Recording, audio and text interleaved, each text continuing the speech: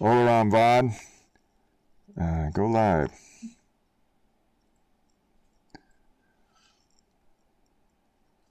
All around VOD. Welcome in. Glad you guys are here. Today we are going to have a special stream where we answer the question, you got a new helmet and you want to know how to slice it? Well, that's what we're going to do today. So without further ado, I'm going to go ahead. We're going to be dealing with Orca Slicer today. That's actually the main point of this stream. I've seen a lot of people in the Facebook group who just got the new helmet last night. They're working on slicing it, and they've noticed that I don't do custom supports anymore. There's a reason for that. So basically, the custom supports were a problem for a lot of people. Mostly new people, new printers who didn't understand the power of their slicer and what it can actually do. So they were like, how do I remove them? How do I get them out of here? And all that can be done in your slicer very easily. But you know, if you haven't taken the time to learn how your software works, then you're not going to know how to do that. So we're going to go ahead and we're going to slice a helmet, the new helmet, in Orca Slicer. So I'm hoping some other people come in. But yeah, I'm going to go ahead and switch over to the Orca Slicer window, which is right here, and we're actually not in yet. Let's make a new project and see if it comes up. Here we go. Okay, so I just clicked on new project, and of course I'm all set up for my Elegoo Neptune 4, but that's not really going to matter for what we're doing today. We're just going to be talking about the functionality of Orca. I'm going to go back to this screen here real quick. In fact, I will. I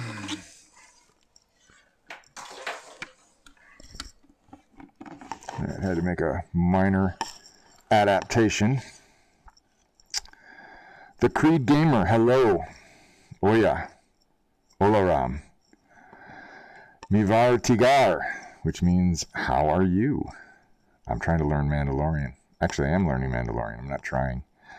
Okay, so we're going to go back to this just to kind of demonstrate. So we are in the main slicing window of Orca, and now we need to go get a file. So I'm going to import an STL. All right. So I'm going to move this out of the way. So I need to go to where my stuff is.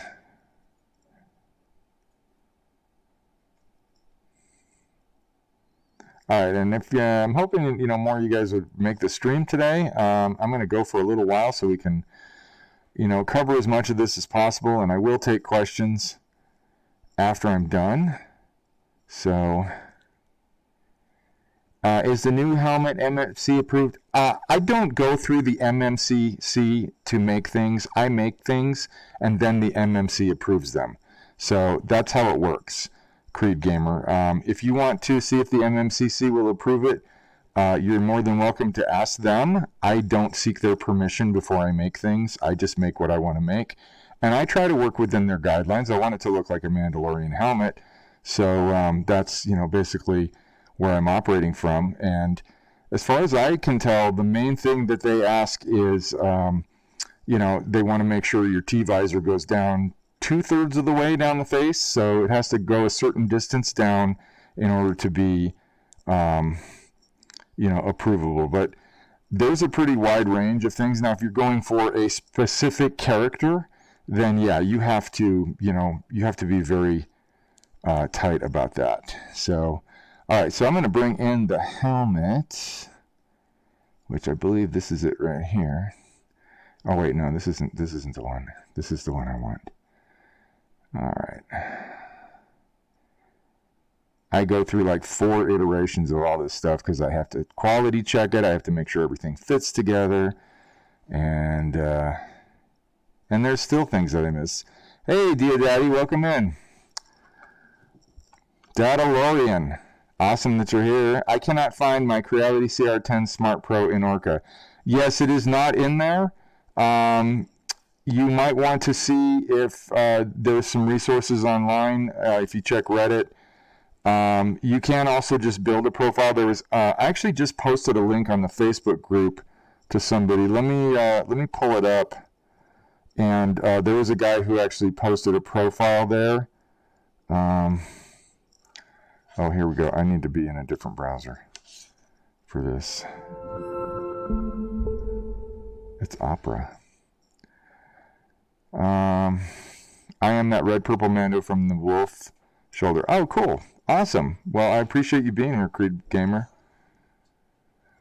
Ori Vore. That means thanks a million.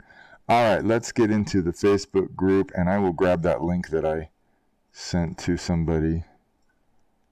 All right.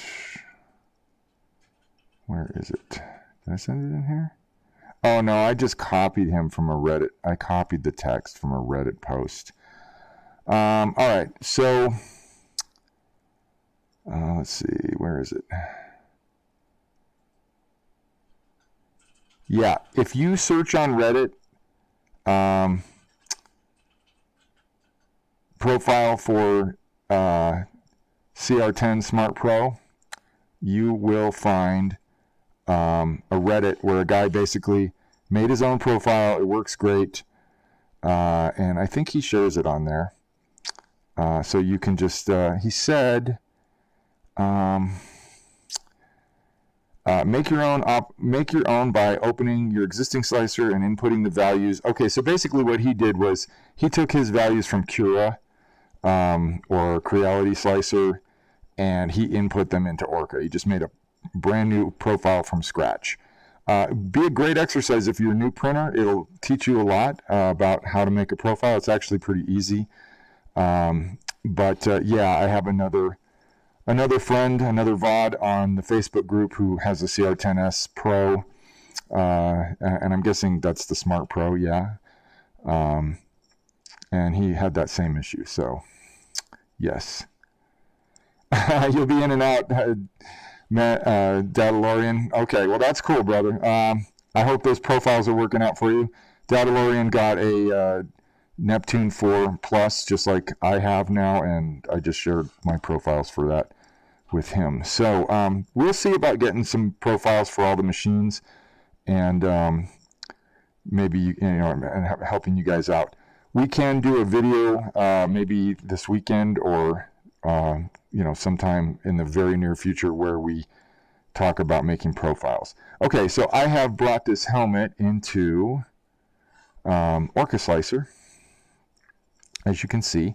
Whoop, I don't want it to move. And now one thing that you should always check is, like, if for some reason your model is too big, or if it's sitting off the build plate, you're going to get an error message right here. So I'm just going to undo that. Now, fortunately, this helmet actually fits as is on the print bed, but I want to kind of optimize it a little bit. This is a lot of space to cover for essentially nothing.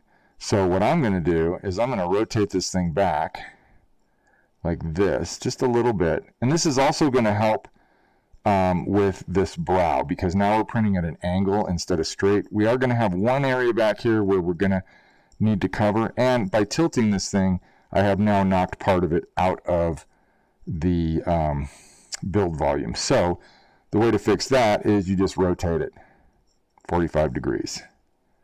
And you can, what's cool about Orca Slicer that I haven't seen in other, I was using Cura, and for the life of me, it did not save any rotational moves that I made. I could not find what I had rotated my part at, and I was like, how can this be? How can we not have, accurate placement of parts and being able to actually specify rotational values and stuff? Oh, Orca Slicer? Oh, you mean your Neptune 4? Yeah, I know, man. It's mind-boggling, isn't it? I just still marvel at the thing. It just blows my mind. And you can print. I've printed down to 0.08 with a 0.4 millimeter nozzle. Yeah, the regular nozzle, stock nozzle. I have printed down to 0.08. Now I'm probably going to end up getting some smaller nozzles, because it's possible he might even be able to print smaller. I saw a video last night where a guy was printing with a 0.02. I think that's too small. The problem he ran into was the filament was so thin that when the nozzle went back over and did another pass for a layer, it was actually melting the layer underneath it. So, yeah. So anyway, I just repositioned this thing, and we're going to go ahead and we're going to paint some supports on. Okay, now here's where it's cool. So the first thing I did was make sure the model fits. I also made sure there was no any notes down here about errors. So we're going to go into the big screen here so we can see this a little more clearly. So down here you get these messages like, okay, it's going to tell me that I've got millions of faces in my object and it might be slow. It's not. So anyway, I've got this thing positioned correctly. So now I want to paint some supports. Okay. Now the reason why I don't do custom supports anymore, the other reason why, is because modern slicers have these things called interface layers. And an interface layer is a layer that it prints between the model onto the model, but it's between the supports and the model, and it's designed to improve the surface quality, on the model where the supports made contact. And I got to tell you, it works great. I'm very impressed with interface layers, and they have all kinds of parameters you can adjust. I'm still playing around with them and learning about them, but so far, stock out of the box, it's working great. And as I mentioned earlier, the other reason why I don't do them is because way too many people were having issues with them, and it was mostly new people who didn't know how to use their slicer, didn't know what it's capable of, and oh, cool, man, awesome, that's cool. Well, I'm glad. It was, I like to call you by your name because that's what it is right here. So, but, I know you as Mandalorian, so I love both of them. It's cool. I'm glad I got it right, though. That's awesome. Thanks for letting me know. All right, so I'm going to paint some supports on here. So we go up here to the support painting. Oh, by the way, you got this cool little UI bar up here. This is for doing variable layer heights. Not something I really play around with very much because I don't care if my helmet takes 3 days to print, because I just want the quality to be consistent all the way through. And that's just me. I know this works, and I know it does some cool stuff, and it can look great. I just don't mess with it that much. I might in the future. This is object arrangement. Also don't really use that very much because it tends to do weird things. Auto orient, no. Add plate. Okay, so this is a cool thing here with Orca Slicer, and I don't know if Orca Slicer does this, but I would guess it probably does, but this may be something they ported over from Bamboo Labs. You can add another build plate, okay, and actually, set up another slice in the same project. And when you go to slice, you can say slice plate or slice all, and it'll slice everything that you've got in here, which is just crazy. So, I haven't really played with that yet, but I've looked at it, and it's not hard to add another plate. I mean, you just click add plate, and you get another plate, okay? So you can actually do another slice, and then you can, based on which plate you're on, you slice just that one plate, or you can slice them all, and that's pretty cool. So I'm going to actually get rid of this plate, if I can figure out how to do that. I'm going to just click undo. Okay, now we're back to one plate. Okay. And then here you got your manipulators. So you got move, and again, you can input precise values, and we will probably be doing that after we get supports on here.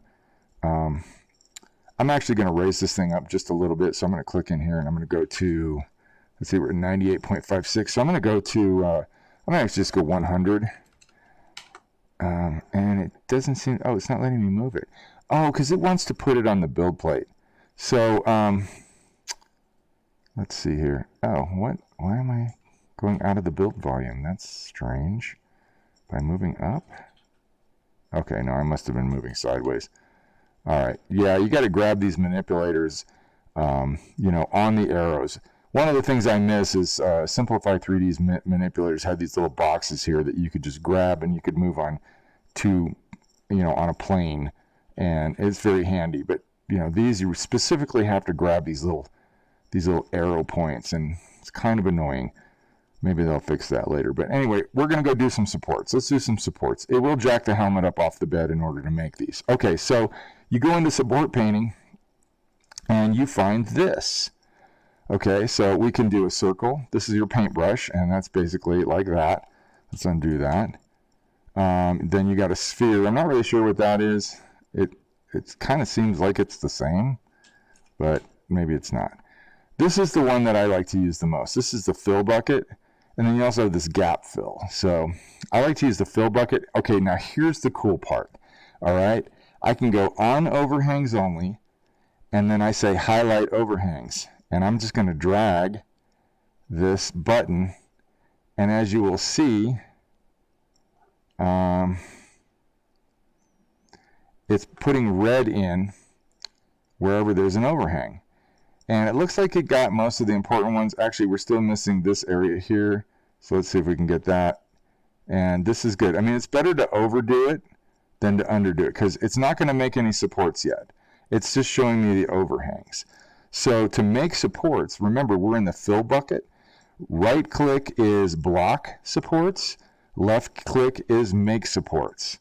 So I'm going to kind of just go a little overboard here, and I'm going to make supports right here. So I'm going to left click, and as you can see, it turns this sort of weird green, and that's because it would normally be that bright green color, but it's mixing with this pink. I'm going to block supports up here by right clicking, and that turns bright red. The reason why I want to block supports up there is because my bridging settings are so good that I'm going to get very minimal droop up here. You do not need to put supports in here. You can if you want, but it's overkill. If you need to have a totally pristine interior surface, well then, yeah, you'll probably want to put some supports in there. So, yeah. So, okay, so we've got another overhang right here, which we're going to block. So I'm going to right click right there. And I'm going to go through and block all the stuff that I don't think needs supports. I don't think this needs supports. So I'm going to block that. I don't think this needs supports. That is pretty horizontal, so we're definitely going to want supports there. We want supports there.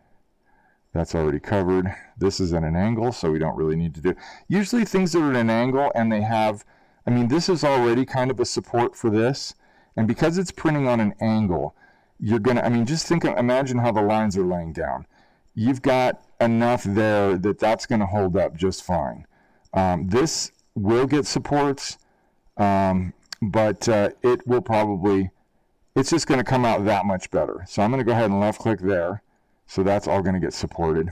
And I also want supports on these mandible supports. So I'm going to left click there. And you can see it's just filling it right in. If I go into gap fill, I should be able to take care of this little area right here. Or actually I can just go into the fill bucket and turn off on overhangs only, and it will fill that up. So that whole thing is supported now. It's just mixing with that color. So this, you can use this fill bucket any place on the model. Okay, like if I wanted to put a support right here, and I actually probably do want to put supports right there. Why is it not making one there? Probably it doesn't actually need one there because that's at such a steep angle. So yeah, we don't need that. Yes, isn't it? I really wanted to show you guys this because it's so fast, and we're not even done yet. I mean, this is one of the cool things, but it isn't the only cool thing. So I'm going to go ahead and fill that up. And as I said, these are not a problem. This is not a problem. This is not a problem. This is not a problem. So yeah, we're just getting rid of it. We're blocking anything. Now, technically, I don't necessarily have to do this if I have the support set for on build plate only. It won't even try to make supports in here. But if I say make supports everywhere, it's going to put them wherever it thinks they should be. So blocking all these areas that it picked is really important, because otherwise you're just going to have a support. You know, you're just going to be printing so much extra supports, and it's more about time than materials. I mean, this is where it's like, yeah, you want your print to be as efficient as possible, and still get quality. So don't print anything you don't need to. It's not so much about the material, because it's really not using that much material to print supports. It's more about the time. And this is a place where you can shave time off without sacrificing quality. All right, so I think we're good. I don't see any other place where I will need supports, but we're going to actually see the supports generated. So now we're going to get out of here. We're going to leave this, and we're going to go back into the regular mode, and we're going to go over here to the support tab. And this is where it gets fun. So you have, you've got to enable supports first to get them to show up. Then you have your type, okay? So we've got normal, automatic. That's where it just generates them by itself. We also have tree supports. I'm not crazy about tree supports. To me, they seem to make a lot of extra material, but honestly, I really haven't played around with them that much, so I'm not going to bag on them until I actually use them, and I may be surprised. So I'm keeping an open mind about tree supports. A lot of people seem to love them, but you know, it could just be the latest thing and everybody's geeking out over the latest thing. I don't know. So I'm going to check them out. I'm going to keep an open mind. I normally use normal manual because I like to do my own supports. I don't like the program doing supports for me because it does things generally that I don't actually want. So I do this. And then we got manual tree supports as well, which we're not going to use. So first layer density, I just leave that alone. That's fine. First layer expansion, that's fine. That basically just helps the supports stick to the bed better. On build plate only, if you don't have anything up in here that needs to be supported, sometimes you may have little weird spots that might need a support or two. If you turn on build plate only, those things will not show up. So I typically leave that off. Here's where it's going to be fun. We have style, okay? So we have default, which I believe is just a standard rectilinear support, which is pretty much, I know Cura has like cylindrical supports and stuff, so because I've used them, and that's cool. So those you do a different way, but here you've got 3 styles, default, and let's see what those look like. Let's go ahead and slice this and see what it looks like.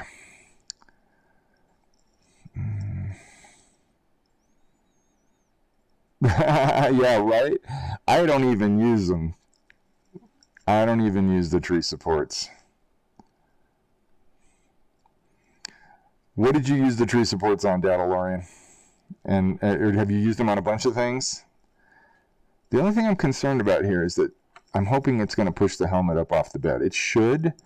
I do have a raft on here, as you can see. I do like to use rafts with supports because I think they hold better than a brim. And when you're dealing with something that has this much weight, moving at extremely high velocities, as these new printers do, even at the older printers that were slower, like 80 to 100 millimeters per second. I mean, this thing's going to be cranking it on the travel moves. It's going to be up at about 300 millimeters per second, which is just ridiculous. I mean, it's so awesome, but it still bakes my brain every time I see this thing moving. So our slice is almost finished. That's the one thing that I miss with Simplify 3D. Simplify 3D is fast, really fast. But I think it's because it's really simple. It's a very basic slicer. It has some great features, but it's just not getting any support. Okay, so pay attention. Look at these supports. See how they go out past the part and they're kind of creeping into the places where you actually don't want supports. Okay, so check that out. I've tried on all types and seriously never worked. Went back to normal supports. Okay, cool. Well, we're not going to be using normal supports today, so you're going to be stoked. You're going to see something really cool here. Okay, so take a good look at this because we're going to leave it now. We're going to go back to prepare, and we're going to change from default. We're not even going to bother with grid because grid's going to look very similar to default. We're going to go down here to snug. Snug. I just like the sound of it. So you guys are going to love this. Okay, watch this. Here we go. We're going to slice. We're slicing. We're dicing. Yeah.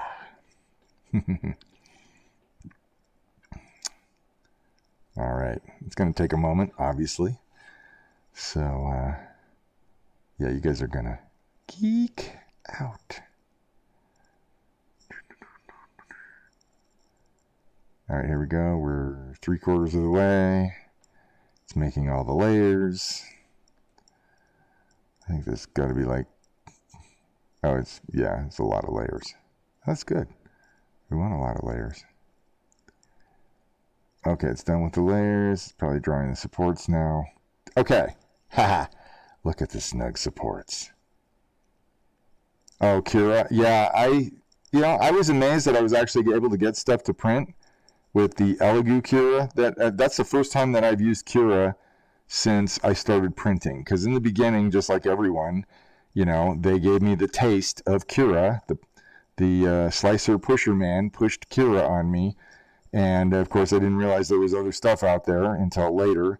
But I had a really hard time getting anything to work. Of course, this was, you know, 5 years ago, 6 years ago, you know, and I'm playing around with a CR10, a stock CR10, and all of its issues. And then then eventually I got an Ender 3. So yeah, I was using Cura, and I just could never get anything to look good. Then I got Simplify 3D, and everything took off. It just became so much easier. Okay, so here's these snug supports. So here's what I want you to notice, guys. Look at how the supports really hug the area. That's why they're called snug, because they just tuck right in to only where you have said you want supports. Okay, so they don't go anywhere. And did you see, I mean, I'm doing this while I'm talking to you guys, so it's taking me a little longer. Oh, you lost me for a second? All right, well, I just did these snug supports. So, and that's this setting over here, snug. And it's really cool because God, I got something in my eye. Hang on a second. It makes the supports draw right where you want them. There's no overhang or anything weird sticking out. These supports are also very fast to print, obviously because there's less material involved. And they're just better all around. I have been very happy. They come off easy. And the interface between the supports and the model looks good. Yeah, I know Orca Slicer has them. So, yeah, dear Daddy, you're a little more of an advanced user than some of the people that I've been talking to. We've got a lot of new people here that are going, how do I slice this? Why are there no custom supports? Now they want custom supports, right? I give them custom supports. They hate them. They don't want them. How do I get rid of them? Now I don't put custom supports on and people are crying. So, you know, hey, it saves me time getting this product out if I don't have to sit and make custom supports for everything and then test them. Because that's the thing. I got to test all this stuff. And, you know, it's can be challenging. So anyway, so yeah, that's how you do supports, painted supports. Super easy. I mean, we did this. If I wasn't talking to you guys and explaining all this stuff, I know, Mandalorian, and I appreciate you. I appreciate you and Ryan and all you guys that know what you're doing. When you guys help out in the Facebook group, it's awesome. So I love that. Thank you. No, Ori Vore, actually Vorentier, brother. I'm in your debt. I owe you. Thank you so much. Yeah, so here we are. This thing is sliced and ready to go, and then all you got to do is go print, and you go upload and print. And I'm not going to do that because I don't want to print this right now, but I got some other stuff going. But what's cool is that when you go and send it to your printer, if you've got Wi-Fi on your printer, then you can set that up very easily in your slicer. In fact, you just click on this little Wi-Fi button right next to your printer, and you input all your Wi-Fi information, and it will connect, and you go into the device, and you can upload the model right from here. And you can control it. You can control the speed. You can control flow. There's all kinds of parameters you can control. Temperature. It's crazy. Yeah, the print time. Crazy. Well, this is this is for something else. This was for the one macro binocular stem. But oh yeah, the print time on here. Let's look at that again. Let's see what it is. I think it's going to be somewhere in the neighborhood of 2 days, maybe even less. Let's see. Can we just look at that? Oh yeah, we need to go to preview. So the print time is 1 day and 8 hours. Yeah. Normally, even with custom supports, which were optimized, I'd be looking at somewhere between 4.5 and 2.5 and 3 days. Well, good. I'm glad. I mean, hey, you know, Jason, if you're already using Orca Slicer, Orca Slicer is going to be a breeze to pick up. Honestly, I really like the way it's laid out. It's very similar to Orca Slicer, but all this stuff over here is super easy to read, very simple. There's not, you know, a mile of stuff in this layer here, okay? So we go here, here's your quality settings. This is where you put in your layer height and your seam settings, precision. Oh, by the way, I was going to mention, if you load up one of my profiles, which they'll be called copy for Orca Slicer, you'll notice that I have pressure advance turned on. For some reason, when I got these profiles, pressure advance was not turned on, and I definitely noticed a difference. So yeah, you're gonna want to probably do that. Oh, you get your CR10 to go 120 millimeters per second. Wow, that's not a stock CR10? It can't be, and it can't be an original. It's got to be one of the newer ones. So that's pretty cool, man. 120 millimeters on a CR10 is spectacular. Strength, this is where you put in your walls, your infill, top and bottom shells, ironing, things like that. Actually, ironing is in quality. I think it's right down here. So then you got speed. You can do all your speed settings, which is really cool. You can control your acceleration. But here's the really cool thing about Orca Slicer. One of the really cool things, there's tons of really cool things about Orca Slicer, is up here you have this thing called calibration, and you got to be in Prepare to do that. And I think we're going to go ahead and make a new project. So say bye to the helmet. We'll bring it back if we need to. We'll just reload it. You go up here to calibration, and you got all these built-in calibration tools. So we can let's just do a temperature, okay? We set a range. Tell it what material we're using. We set a temperature range, and we say OK, and it generates a temperature tower. And now you can just fire this thing off to your printer. It's got its own models that you don't have to go and get models off of Thingiverse or load them in or anything. You just tell it what thing you want to do, and you can do it. And you got all kinds of calibrations. You've got temperature, flow rate, and there's different things for that. Pressure advance, which is a clipper thing, retraction, tolerance, and there's more stuff too. So we've got max flow rate and volumetric flow. I believe that's what that is. Volumetric flow something. I don't know what the A stands for. And then you got a tutorial. Shows you how to use all this stuff. Pretty darn cool if you ask me.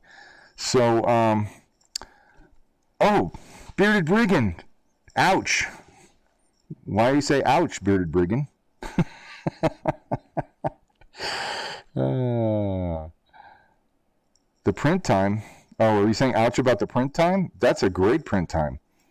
It won't show that screen on here. Oh, the little screen that popped up. Okay, let me go back to my other window where it's a little smaller, and it should show it. Let's go to temperature. Yeah, there you go. So it pops up this little window here, and you input your temperature range and your material, and you say OK, and it makes the thing which I just showed. So pretty darn cool. And it does that for all these different like if we want to do so yeah, when you do pass one of your calibration flow rate, it makes all these little parts here that are different flow rates, and you look for the one that looks the best. And after you've done that and you've adjusted your settings, then you go and do the second one. So and then you've got pressure advance. Tolerance test is really cool, because that brings up this little dude here where you get different setups. So these are I guess just spacing distances. That would be my guess. And then you just send that to the printer. Exactly.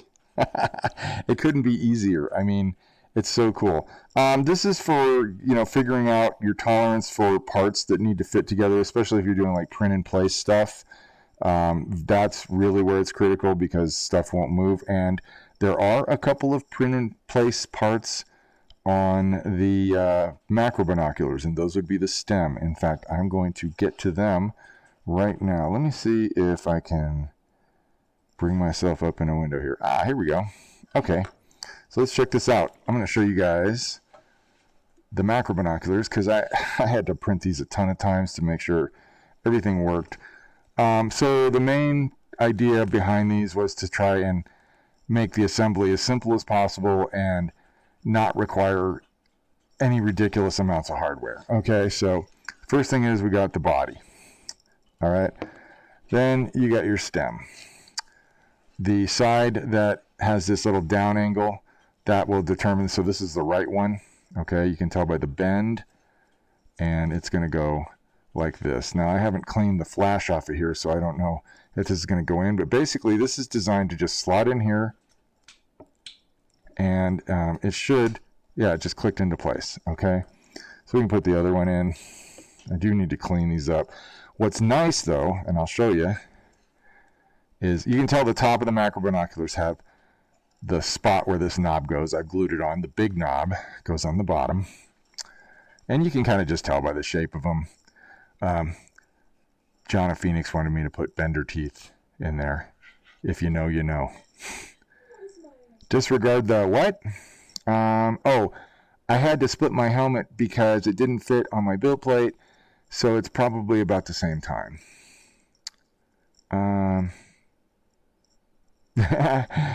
So anyway, this just snaps in like that, okay?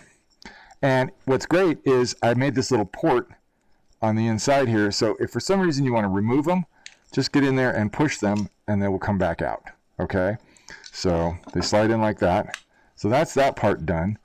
These have holes for either a 12 by 3 millimeter magnet, or you can put a threaded insert in there and you screw it onto the helmet. Okay, so the ears on the helmet are also provisioned for I believe a 15 by 3. I went with a larger magnet there. The reason for that is because I'm planning on a whole set of accessories that all work similar to this. Okay, so here's the thing that took me so much time. I wanted to be able to adjust these macro binoculars and have them lock in place at a 60-degree angle and also at 0. Okay, so the way I did that was I created a little tab, which may get adjusted, by the way, because I'm thinking I might want to have something in between 0 and 60. I might want a 30-degree because it kind of looks cool when it's just like just above the eye line. So I might create some different parts. Okay, so there's this thing here. So the main thing was I wanted you to be able to like just kind of pull these open like this, okay, and rotate it up. But I couldn't figure out, for some reason, I was just like having major brain farts and didn't realize I needed to make the clip go this way. These need to print up and down so that you get the full strength of the filament running horizontally. So I will probably create some slice examples for all these parts so you guys can see how I did them, because I spent a lot of time figuring all this stuff out, and there's no reason why you should have to do that. You should benefit from that. Okay, so here's the other thing. We've got sort of an interior. So if you wanted to put some, simple electronics, nothing crazy, you can put it in there, and then you can put this nice little cover on here, which is designed also to just, I've got it upside down. It's designed to just snap in, and we'll show you that. So you put it on one side, you go over onto the other, and it snaps in. And there you go. So you can also open these up, if you wanted to actually make a pass through to where you could see. I don't know why you'd want to walk around with your macro binoculars on, but you might. So, you'll have to do, that's something that is going to be based on whoever gets it and what they want to do. So the next thing is attaching it to the helmet. So to figure that out, I printed out this little section of the helmet to kind of, get a test to see if all this stuff works. So this is the back of the helmet right here, and I believe we're upside down. Yes, okay. So this is right side up. So I just cut a slice in Orca and made a new piece. And then we got these guys, okay? These little accessory hubs is what I call them. The indentations go towards the front of the helmet. So that's how you can tell if you got right or left. And then there's also notches in here to help these go in and basically lock in place. So let's see if I got this right. Oh, this is upside down. Okay, so this one actually goes over here. And if it's wrong, you won't be able to get it in. So, all right, so there's that one. And I'm not 100% sure yet if these need to be a separate part or if they can be incorporated onto, like when I do a rangefinder for this helmet, this thing may be part of the stem. I don't know. We'll see. I haven't made it yet, so I've got some other cool things too that I think you guys might like. All right, so these little accessory hubs go in. They do not need to be screwed or glued. What will happen is when you put your macro binocular in with a screw or a magnet, these will stay. They're not going to go anywhere. All right, so the next thing we want to do then is we can go ahead and put the macro binocular on. Now, I'm not going to be able to do a full demo of how the motion action works on this thing, but what I'm going to show you is that these little accessory hubs, you can't really see it, there's these little notches. You can see one right here. That's the 60-degree mark. Okay, so when you pull this thing out, okay, like so, when you pull it out, you're going to have it on your head, and all you got to do is kind of pull it out and then rotate this thing up. And if you let it go, then it should lock into place. Yep, there it is at 60 degrees. And it should stay put. So especially if you've got magnets or screws holding this all together, it's going to be very tight. So that's how that works. Oh, all right, Mandalorian. Take care, brother. Thanks for being here, man. I appreciate all the dialogue. So, au revoir, Vlad. I appreciate you. All right. Yes, thank you, Bearded Brigand. I appreciate it. I spent a lot of time working on it, and I wanted to make it simple but effective, and that's harder than it sounds. You think making something simple would be easy. Oh yeah, one other thing I wanted to show. So let's put these back at 0 because it's just easier. I made these little covers, I guess you could call them. And the way to tell which one is which is by the design. So there's these grooves on it, and there's 3 grooves that are small and running kind of at perpendicular to the part, and that's how you tell. So this is the left-hand one. You want the 3 grooves in the back. This one goes in top. These are very hard to hold on to for some reason. This you'll want to glue into your stem. Okay, and there's a little slot. There's a little slot right here on the stem that these go into. And it should just, I haven't cleaned any of these parts yet, so nothing's really fitting correctly. But, because yeah, there's always an elephant foot and some stuff that all has to get trimmed off. So I haven't done that, but that goes there. It goes all the way down to this right here. And then there's one that goes in on the bottom, a smaller one. So again, these things are very squirrely to hold on to. I'm going to take that out because, yeah, I have to clean these parts.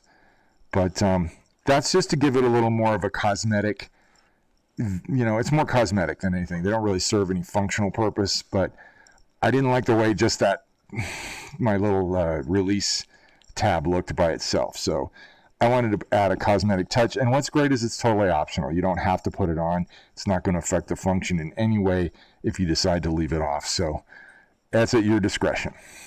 All right, so do we have any questions about Orca Slicer or slicing a helmet? Happy to help. Bearded Brigand, you're awesome. Apparently you also know how to split your stuff. Do you do it in your slicer or do you use mesh mixer? Because I know you can't, I don't know if there's a way to split models in Cura. There might be a plugin, but I did not see one. I did go to their marketplace and was looking around for stuff. I'm going to go ahead and do a new project. And I'm going to go through this one more time. Let's go ahead and... Now this is the one thing. I wish we had an import recent button. Open recent projects. Let's just go ahead and import. We'll just re-import our helmet again. Oh, interesting. So it puts all of these tests into the program folder for Orca. That's where all these calibration tests go. So let's go ahead and get this model back. We'll just go through it one more time. And this helmet used to be called the... It's so funny. I have to go through... I always come up with the final name for the helmet when I'm done with it. And,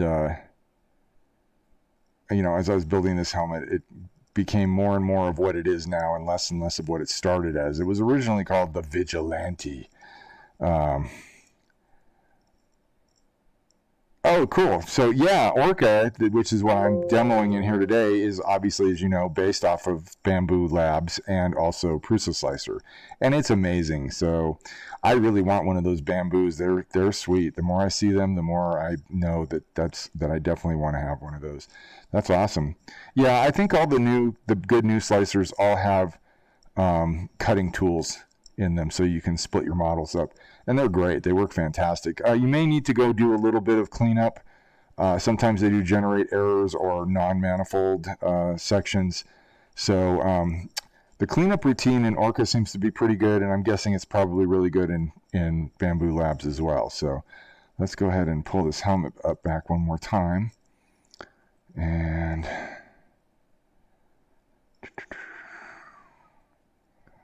where is it? Here it is. Okay, so yeah, that's the only thing about the bamboo that kept me from wanting to buy it immediately is the size. I feel like, printing small things is great and all, but it's more fun to print things that you can actually wear and do stuff with, and those tend to be larger.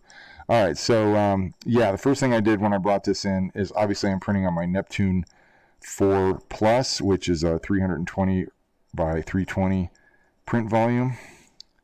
I'm a bit of a noob and have had very little problems. Yes, that is the thing that is so awesome now, is that guys like you who are just starting out and don't have a lot of experience, this stuff is almost plug and play.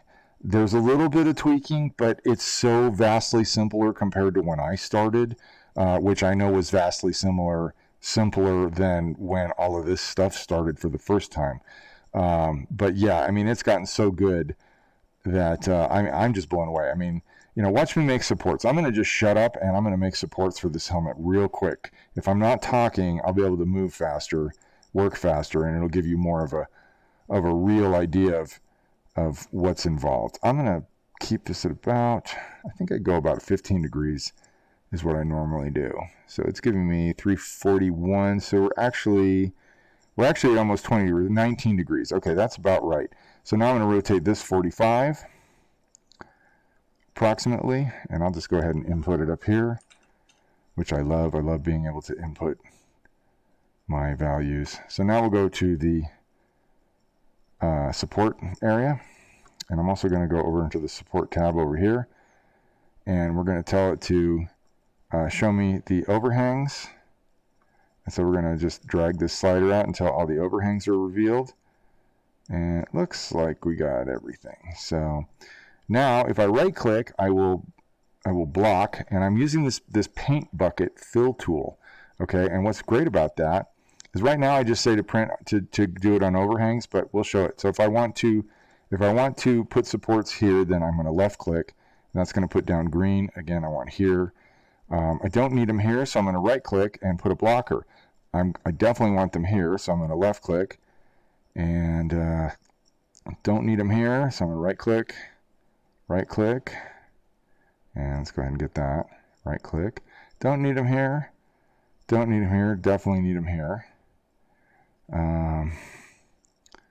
Don't need them there. Don't need them there. Don't really need them there or there. Do need them here. Don't need them there. So I'm right clicking everywhere I don't need them. I right click. And I wouldn't have to do this if I had make supports on build plate only, because these would not be able to come from the build plate. But because I have that turned off, I do need to tell Orca Slicer not to put supports here, because otherwise it will. So I'm just right clicking. Anywhere I don't want supports, I right click. Anywhere I do, I left. So now we'll go on to the, okay, we do want supports here. Actually, no, we don't need supports there. So I'm going to go ahead and make that red. Definitely don't need any supports in here. If your bridging settings are good, you almost never need supports on the inside of the helmet. Oh, you can't see what I'm doing? Oh my gosh, I'm so sorry. Okay, all right, thanks for telling me. Okay, let me start over. I'm gonna erase all the painting, and we're gonna start all over. So I'm gonna zero this out. Okay, so we're not showing any. So what I did was I just clicked over here onto the support painting tab, and this brings up this tool. So the first thing I want to do is see where all my overhangs are. So I'm going to just drag this out, and it's going to put red. Oh, come on. Why are you not moving? Here we go. Okay. So it's going to put red everywhere there's an overhang. And I just got to make sure it got everything, and it did. And that's generally about all you have to do. So now they've got all these paint tools. We got a circle, which just, generally, oh, it only is on the paint. Okay, so if I turn this off momentarily, the circle will, so you can just go in and draw in where you want supports, which is really cool. They have a sphere brush. I don't really know what that does. Kind of seems like it's the same as the other brush. The one I like to use, okay, why are we not undoing? Hello? Okay. The one I like to use is the fill, okay? And it's really cool because all you have to do is left click or right click where your overhangs are. So we're going to turn this back on, and we're going to left click here, and it kind of turns this sort of weird yellow color, and that's because normally it's green. It's a bright green like what you just saw, and it's mixing with this kind of pinky red color, so it makes that. But that's how you know that your supports are going to be there, is from that color. So now these are moving at an angle. They're moving at an up angle, and I don't think I need supports here. So I'm going to right click here, and that's going to turn bright red. Same thing down here and here and here. This we want supports. This we don't. So I'm right clicking, right clicking, right clicking, turns red, right clicking, turns red. I do want supports up here, so I'm going to left click, and that fills all that in. I don't need supports up here in the dome, so I'm going to right click on that, and I'm going to right click here, and now that's good. And I think I got everything. It looks like it. And so now for my supports, I'm using snug supports, Bearded Brigand. I'm guessing you have these in Bamboo Slicer too. So we're going to come out, and we're going to go ahead and, oh, I wanted to show you this though. This is really cool. Okay, so again, the fill bucket, right? So if I turn off this setting to where it says only put them on the overhangs, I can go into other places, like if I want to just, and it's going to kind of read the topology. Like let's say I want to put some supports right here. You can see that it highlights this area, and that it's going to fill that. So if I left click, it fills it up, and you can see it's green. And it didn't spill out over to the sides or anything else. I'm going to go ahead and undo that. And it says I need support right there. So I'm actually going to go ahead and support that. I'm not going to support the whole thing. I just want to support where so I'm going to turn this back on, and I'm going to go ahead and left click there. Actually, that's going to be a totally lame single support. It might fuse with this support and this support, but I think it's more likely that it's not going to. So I think I'm going to just block that. So I can go back over it, and I can right click, and it turns red. So now it's blocked.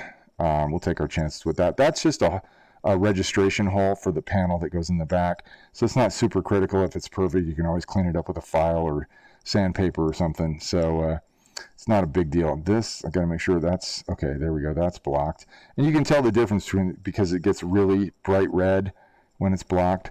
So now we're going to go ahead and we're going to go back out of here. I mean, you could just click slice plate if you want to, but I always like to come out of the painting side before I do that. And I am using what are called snug supports. So you probably have these, Bearded Brigand. So if you've not seen snug, you've been using tree supports. Oh, Yeah, I haven't really played around with those. I have mixed feelings about them. A lot of people say they don't get them to work. They look like they use a lot of extra material, but I am going to try them out at some point so that I have a knowledgeable opinion on them, because right now I'm talking from the gut, and my gut says I'm not crazy about them, but I can't dismiss them like that. I've got to give them a shot. So I am going to give them a try. I don't think I'm going to do them on a helmet. I'm going to play around with something different that's not super critical and doesn't take a really long time to print, and see how they work. So I'm going to go ahead and slice this, and you'll see what the snug supports look like. They look very similar to rectilinear supports or grid-based supports, except for one major feature, which you're going to see in a moment, as soon as this thing is finished slicing. All right.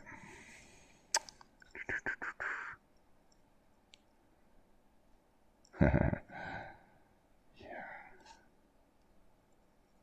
I was hoping more of you guys were going to show up. I had a lot of questions on the Facebook group about this. So, well, the video will be posted on YouTube, so anybody that misses it can see it.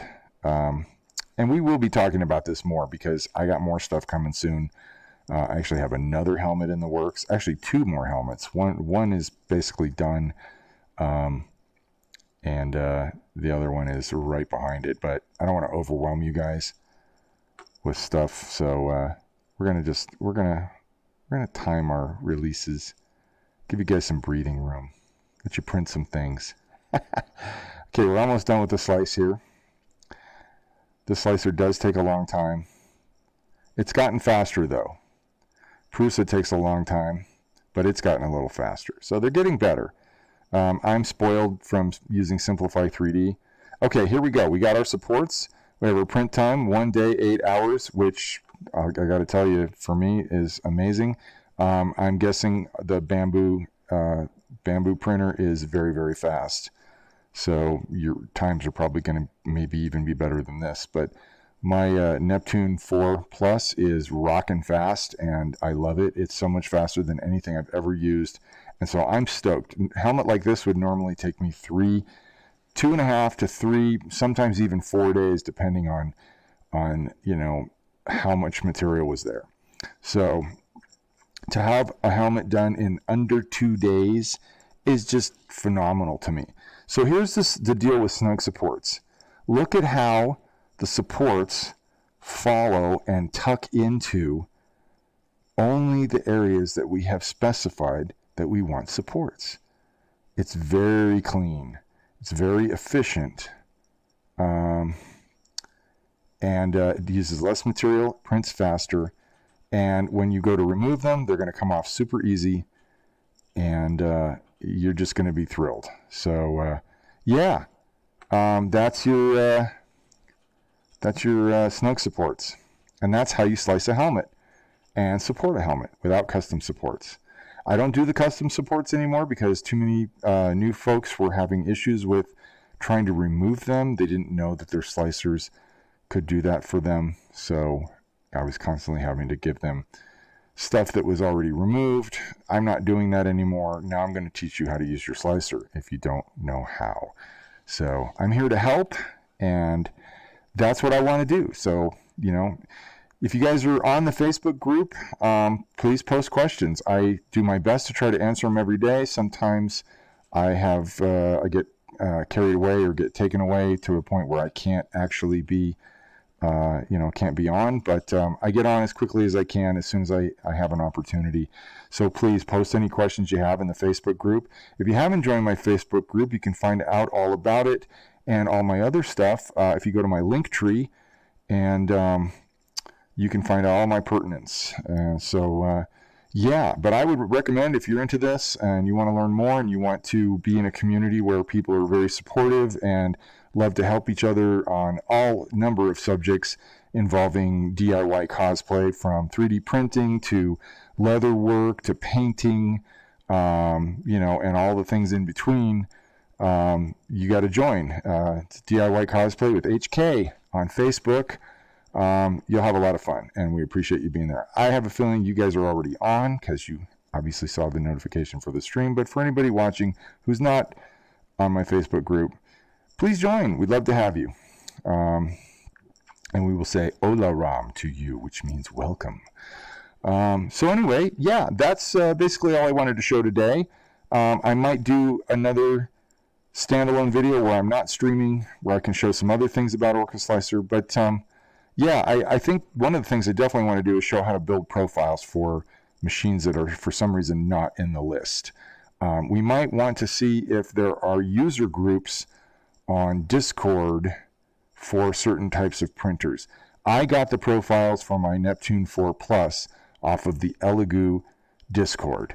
They have an Orca Slicer channel, sub-channel on their server, and there was a pinned comment there that had everything I needed. So I highly recommend that. And, you know, there you go. That's all I got to say about that. So, anyway, folks, for those of you who joined, I say au revoir, which means thanks a million. Kind of sounds French, doesn't it? Au revoir. I like it. Yeah, you guys are awesome. Thanks for being here. I am HK7335, and I am here to help you make and create epic Mandalorian cosplay with ease. And I am signing out now. Bearded Brigand, thank you. Thank you so much. Au revoir. I appreciate you. And you are very welcome. So to you I say, Bagadet yay. Bagadet yay. You're welcome. I'm learning Mando. I am learning Mando. I'm very excited about that. So anyway, you are awesome. Thank you so much for being here and participating. And I hope it was helpful to you. And we will do more. We're going to do more. So stay tuned. All right, guys. I'm HK7335. I am signing out. And I am going to say, hasta la vista. All right, guys.